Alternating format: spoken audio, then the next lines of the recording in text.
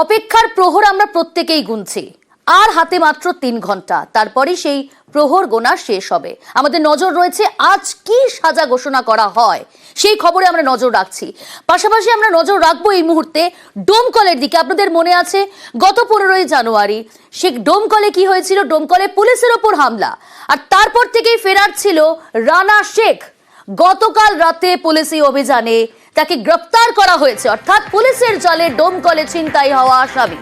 মুর্শিদাবাদের সাগরপাড়া থেকে ধৃত রানা শেখ 15ই জানুয়ারি ডোমকলে পুলিশের ওপর যে হামলা, পুলিশকে আঘাত করে এই আসামিকে ছিনতাই, আসামিকে নিয়ে এলাকায় তদন্তে গিয়ে আক্রান্ত হতে হয় পুলিশকেই।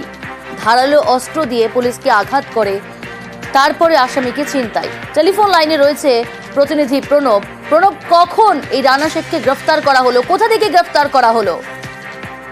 দেখো, কয়েকদিন ধরেই প্রতি মুহূর্তেই ডেরা পাল্টাচ্ছিল যাতে পুলিশের নজরে না আসতে পারে। তারপরে কিন্তু গতকাল রাতে ছিল পুলিশের খবর পেয়েই কিন্তু এই রানা শেখের বাড়ি ঘিরে ধরে। তারপর ডোমকল থানার পুলিশ এবং সাগরপাড়া থানার পুলিশ যৌথভাবে অভিযান চালিয়ে কিন্তু এই রানা শেখকে গ্রেপ্তার করে। এবং কয়েকদিন আগেই যে এই অভিযুক্ত হেফাজতে নিয়ে সেই তদন্তে তার বাড়ির কাছে গিয়েছিল তদন্ত করতে।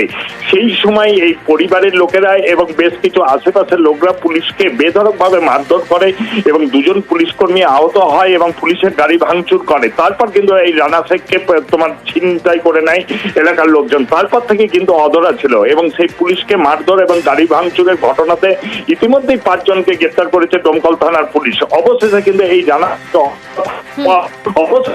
বেশ